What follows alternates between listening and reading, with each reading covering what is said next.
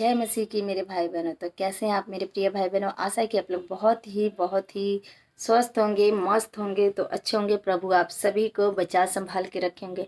तो मेरे प्रिय भाई बहनों, आज इस वीडियो को आप देखिए और आज आप पवित्र आत्मा से भर जाएंगे। पवित्र आत्मा क्या है हमारी जिंदगी में, क्या मायने रखता है, आइए हम देखते हैं और जानते हैं अंकुर नूरीला जी पास्टर जी का वीडियो से। आइए। ये चाहता हूँ कि एक वचन मैं आपके लिए पढ़ूं और आपको एक ऐसी चीज़ बताऊं जो पवित्र आत्मा ने मुझसे आपको बताने के लिए आज की मीटिंग के लिए बोली है। हमें ये बात बड़े ध्यान से समझनी है कि परमेश्वर ने एक सिस्टम बनाया है वचन का, और मोस्टली हमारी जो प्रार्थनाएं हैं उनका जो आंसर है वो परमेश्वर के वचन के बीज से आता है। हालेलुया। तो अब जब हम इस वचन को आज पढ़ेंगे, ये वचन है लूका 18 उसकी 1। फिर उसने इसके विषय में कि नित्य प्रार्थना करना और हियाव ना छोड़ना चाहिए उनसे एक दृष्टांत कहा। मैं इसे इब्रानी भाषा में भी निकालूंगा। और इसमें कहा, किसी नगर में एक न्यायी रहता था जो ना प्रभु से डरता था ना किसी मनुष्य की परवाह करता था। तो भी उस नगर में एक विधवा रहती थी जो उसके पास आकर कहती थी, मेरा न्याय चुकाकर मुझे मुद्दई से बचा।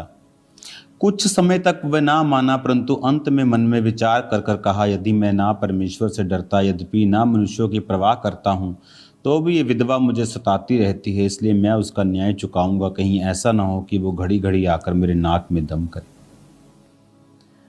प्रभु ने कहा, सुनो, वो अधर्मी न्यायी क्या कहता है, इसलिए क्या परमेश्वर अपने चुने हुओं का न्याय ना चुकाएगा जो दिन रात उसकी दुहाई देते रहते हैं? क्या वह उनके विषय में देर करेगा?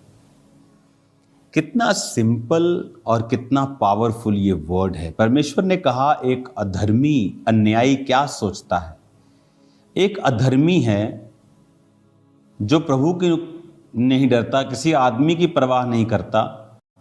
एक पोस्ट के ऊपर है, न्याय करने की पोस्ट, एक जज है, लेकिन वो ये कहता है कि मैं इस विधवा का न्याय चुका दूं, ऐसा ना हो कि ये बार बार आकर मेरे नाक में दम करे। तो परमेश्वर कहता है कि क्या मैं अपने चुने हुओं का न्याय नहीं करूंगा जो दिन रात मेरे नाम की दुहाई देते रहते हैं? बहुत से लोग ये नहीं जानते हैं कि परमेश्वर आपकी विश से नहीं, आपकी प्रेयर से आपको देता है। काश, आई विश वो जीनी नहीं है कि आपने उसे रगड़ा और उसने आपकी विश को पूरा कर दिया। वो परमेश्वर है, वो आपको गंदी आदत नहीं देना चाहता। वो चाहता है कि आप उसके लिए मेहनत करें। प्रभु कहता यहोशू को, सामने नगर है, बड़ा नगर, ह्यूज, जा, मैंने तुझे उसे दे दिया। दे दिया तो मतलब ये नहीं अब जा और पार्टी कर, जा और लड़ना तेरा काम है। पौलुस कहता है, जो भविष्यवाणियां तेरे विषय में की गई उनके विषय तू अच्छी लड़ाई को लड़। यानी भविष्यवाणियां जो खुदा ने कही वो भी पूरी नहीं होंगी अगर तू लड़ाई नहीं लड़ेगा तो। आपके केस कितने बड़े हैं और प्रार्थना कितनी छोटी है। आप सिर दर्द को तो पैरासीटामोल से ठीक कर लोगे, लेकिन अगर माइग्रेन है, लेकिन अगर कैंसर है तो उसको कैसे पैरासीटामोल से ठीक करोगे? केस बड़ा, प्रार्थना छोटी, बीमारी बड़ी, दवाई छोटी, कैसे इलाज होगा? और जीसस ने क्या कहा, जो दिन रात मेरे नाम की दुहाई देते हैं, क्या मैं उनके विषय में देर करूंगा? एक मनुष्य को प्रैक्टिकली कैसे प्रार्थना करनी चाहिए? मैं आपको बताता हूं। अगर आप मेरे से बेस्ट तरीका पूछें प्रार्थना करने का, वो क्या है? देखो, शाम की मीटिंग कितनी आशीषित है कि मैं आपको कितनी गहरी बातें बता रहा हूं। बेस्ट तरीका है, अगर आपको परमेश्वर से जवाब लेना है प्रार्थना करने का, 1+1+1। 1 घंटा प्रार्थना सुबह, 1 घंटा प्रार्थना शाम, दोपहर 1 घंटा प्रार्थना रात को। 1 घंटा सुबह, 1 घंटा दोपहर को या शाम को आप लगा लो, 2 से 3 बजे, 4 बजे, 5 बजे, और 1 घंटा रात को। 1 घंटा आप सुबह प्रार्थना करते हैं, प्रभु तू महान है, हालेलुया, धन्यवाद प्रभु यीशु। जब आपकी 40-45 मिनट की प्रार्थना हो जाती है, फिर आप वर्सेस निकालिए। अगर आपको हीलिंग की ज़रूरत है, यशाया 54 निकालिए, भजन संहिता 103 निकालिए, नीति वचन 3 निकालिए।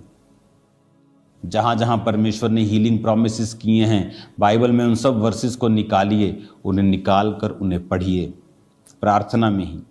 प्रभु तेरे वचन में ये लिखा है। अगर मैं आपको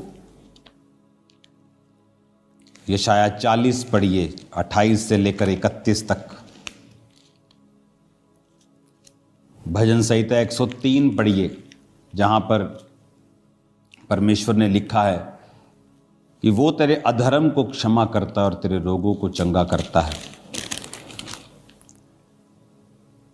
भजन संहिता 103:3, वही तो तेरे सब अधर्म को क्षमा करता और तेरे सब रोगों को चंगा करता है। इन वर्सेस को पढ़िए 10-15 मिनट, इन वर्सेस से प्रार्थना कीजिए। उसके बाद अगर आपके पास अनॉइंटिंग ऑयल है, अपने आप को उससे मसा कीजिए। लास्ट में थैंक्स कीजिए, प्रभु तेरे कोड़े खाने से मैं चंगा हो चुका हूं, तेरा थैंक्स करता हूं, आमीन कर दीजिए। दोपहर को फिर 40-45 मिनट प्रार्थना, फिर वर्सेस के साथ परमेश्वर के सामने अपनी वर्सेस से रखनी, इन अध्यायों से, इन वर्सेस को बोलकर प्रभु को बताना कि तेरे वचन में ये लिखा है। और दिन रात कहता मेरे नाम की जो दुहाई देते हैं। संडे थर्सडे दुहाई देने वाले बहुत हैं, चलो संडे जाके दुहाई दे देते हैं। उसके बाद सोमवार क्या, जो सुबह से बर्तन मांज के, जो काम घर का, जो आदमी अपने ऑफिस में जाता है, कोई प्रार्थना वाला जीवन नहीं। शाम को आधा घंटा एक बैठ गए, प्रेयर माउंटेन वाली चलो प्रेयर कर ली, ठीक है, लेकिन जिस प्रार्थना की मैं बात कर रहा हूं वो आपका न्याय चुकाएगी, आपको परमेश्वर से जवाब लेके देगी। 1+1+1, 1 घंटा सुबह, 1 घंटा दोपहर या शाम। सेम धन्यवाद प्रभु यीशु, 45 मिनट आप प्रभु से अपने दिल की बात। आप अपने जब पिताजी के पास जाते हैं, अपनी माता जी के पास जाते हैं, आप सोच के नहीं जाते कि मैं जब अपने बाप के पास जाऊंगा बोलूंगा, हे हमारे परम पूज्य पिताजी, मुझे कृपया 50 का नोट दीजिए। आप कभी ऐसा नहीं कहते। कुड़ियां देखे डैडी 50। आप मेरी बात समझ रहे हैं क्या? परमेश्वर भी आपका पिता है, आपके पिता से भी ज्यादा है। आप जब प्रार्थना में बैठते हैं उससे बात करें, अपने दिल की बात करें। हो सकता है उसमें कुछ इमोशनल चीजें हों, इसलिए मैंने कहा लास्ट 15 मिनट फिर वचन से प्रार्थना कीजिए, ताकि जो वचन से प्रार्थना होती है उसे परमेश्वर दरकिनार नहीं कर सकते, क्योंकि वो अपने वचन का इनकार नहीं कर सकता। जब आप 15 मिनट वचन पढ़ के प्रार्थना करेंगे, पिता तेरे वचन में लिखा है कि तूने कहा तू थके हुओं को बल और शक्तिहीन को बहुत सामर्थ्य देता है, मुझे सामर्थ्य, मुझे बल दे। तेरे वचन में लिखा है जो यहोवा की बाट जोहते हैं वो नया बल प्राप्त करते जाएंगे। देख, तेरे वचन में लिखा है कि धर्मी का वंश बचाया जाएगा। क्यों? मेरे बेबी नहीं हैं जिनके पास बेबी नहीं होते। तेरे वचन में लिखा है कि तूने कहा है कि जो कोई यहोवा का भय मानेगा, उसके मार्गों पर चलेगा, तो परमेश्वर उसको उसी रास्तों पे चलाएगा जिससे वो प्रसन्न होता है। उसका वंश पृथ्वी का अधिकारी होगा। प्रभु मेरा वंश मुझे चाहिए पृथ्वी का अधिकारी होने के लिए, तेरे वचन में लिखा है। इस तरह से आप अपने केसेस के हिसाब से बाइबल वर्सेस से प्रार्थना करेंगे लास्ट 15 मिनट। उसके बाद आप अनॉइंटिंग ऑयल को अप्लाई करेंगे, अपने पेट पर, अगर आपको बेबी चाहिए अपने सिर पर, आपको अनॉइंटिंग चाहिए, सुरक्षा चाहिए, आप प्रार्थना करेंगे, आप अपने फैमिली को यीशु के लहू में छुपाएंगे, फिर थैंक्स करेंगे। रात को फिर सेम 45 मिनट आप प्रभु से बात करेंगे, आप प्रभु को बताएंगे आप आत्मा में बढ़ना चाहते हैं। परमेश्वर, मैं तुझ में आगे जाना चाहता हूँ, मैं अपने दुश्मनों को माफ़ करता हूँ। खुदा बाप, तेरी तारीफ़ करता हूँ। पवित्र आत्मा, तू मेरे संग रहे। आप गैर भाषा में प्रार्थना करेंगे, अपनी सब प्रेयर रिक्वेस्ट को प्रभु के सामने रख देंगे, अपने डाउट्स प्रभु के सामने रख देंगे। फिर 45 मिनट हो जाएंगे, फिर आप बाइबल निकाल लेंगे और 15 मिनट आप अपनी वर्सेस के साथ परमेश्वर के सामने अपने केस को रखेंगे। करके आप देख लीजिए, 6 महीने में अगर आपकी लाइफ चेंज नहीं होती तो मुझे एक लेटर लिखिए कि मेरी लाइफ चेंज नहीं हुई। मैं आपको बता रहा हूं, मुझे कोई लेटर आने वाला नहीं है। अगर आप पवित्रता में तौबा किए हुए विश्वासी हैं और इस प्रेयर पैटर्न को जो मैंने आपको बताया है आप फॉलो करते हैं, 1+1+1, I challenge you in Jesus name, आपकी लाइफ पूरी तरह से बदल जाएगी। हालेलुया। पूरी तरह से परमेश्वर का आत्मा आपको चेंज कर देगा। आपको ये बात बड़े ध्यान से समझनी है कि वो वचन में क्या कहता है। परमेश्वर कहता है उस अधर्मी न्यायी को, अधर्मी है, पापी है, अच्छी कुर्सी पर है, उसको देख। वो कहता मैं न्याय चुका दूंगा, मेरे नाक में दम ना कर दे, तो कहता तुम मेरे नाक में दम करो। कैसे? शब्दों से नहीं, अपने इमोशन से नहीं, वचन के साथ। वो वचन का इनकार नहीं कर सकते। वैसे मैंने कहा 45 मिनट पर करो प्रार्थना। उस 45 मिनट में प्रभु के सामने अपनी चीज़ों को रखो, डाउट्स को रखो, उसे शेयर करो, गैर भाषा के साथ भी प्रार्थना करो ताकि आत्मा के साथ भी आपकी प्रार्थना हो जाए। फिर 15-20 मिनट वचन के बीच से करो प्रार्थना। ये नहीं एक बार कर ली फिर 2 दिन बाद कर ली। नो, सुबह दोपहर शाम, सुबह दोपहर शाम। टीबी का डॉक्टर जब टीबी की दवाई देता है बोलता है एक दिन भी मिस की ना तो दोबारा से कोर्स शुरू होगा। मैं आपको यही कह रहा हूँ, मिस नहीं करना, दिन और रात उसके नाम की दुहाई देते रहना। देखो फिर क्या होता है जब आप वचन के बीच से अपनी प्रेयर रखेंगे कि प्रभु तेरे वचन में लिखा है। अगर कोई बीमार है, मान लो वो नीति वचन 3 पढ़ रहा है, तो वचन में लिखा है। ये सब प्रेयर्स, कौन सी प्रेयर कहाँ लिखी है इसकी बुक में लिख रहा हूँ, तो दैट विल हेल्प यू। उसकी बुक में लिख रहा हूँ, वो बुक आपको 1 महीने के करीब मिल जाएगी। तो उस बुक में सभी प्रार्थनाएं कहाँ लिखी हैं वो मैंने मेंशन किया है और प्रेयर भी मेंशन की है कैसे करनी है। हालेलुया। तो इस प्रार्थना से क्या होता है, जैसे मैं नीति वचन 3 उसकी अगर 7 को पढ़ता हूँ, अपनी दृष्टि में बुद्धिमान ना होना, यहोवा का भय मानना और बुराई से अलग रहना, ऐसा करने से तेरा शरीर भला चंगा और तेरी हड्डियां पुष्ट रहेंगी। प्रभु तेरे वचन में लिखा है कि तेरी हड्डियां पुष्ट रहेंगी, शरीर भला चंगा रहेगा। प्रभु मेरे शरीर को भला चंगा कर। इस तरह से आप प्रार्थना करते हैं। तेरे वचन में लिखा है प्रभु तेरी हड्डियां पुष्ट रहेंगी, प्रभु मेरी हड्डियों को पुष्ट कर, मेरे शरीर को पुष्ट कर, ये वाली बीमारी वो वाली बीमारी नाम लेके आप बोलेंगे मेरे जीवन से निकाल दे। जब आप वचन से प्रार्थना कर लेंगे, लास्ट में आप थैंक्स करेंगे, प्रभु आपने मेरी प्रार्थनाओं को सुना, मैं इन जीवितों की धरती पर हूँ, आपका शुक्रगुजारी करने के लिए, आपका थैंक्स करने के लिए मैं रोज आंखें खोलता हूँ। धन्यवाद प्रभु यीशु। सुबह दोपहर शाम, सुबह शाम रात 3 बार आप प्रार्थना करेंगे। 1 घंटा 1 घंटा 1 घंटा 1 घंटा 1 घंटा 1 घंटा। मैंने कहा मुझे फिर लेटर लिखिए 6 महीने बाद। अगर आपकी पोजीशन सेम है तो, अगर आपकी लाइफ चेंज नहीं हुई है तो इट्स इम्पॉसिबल।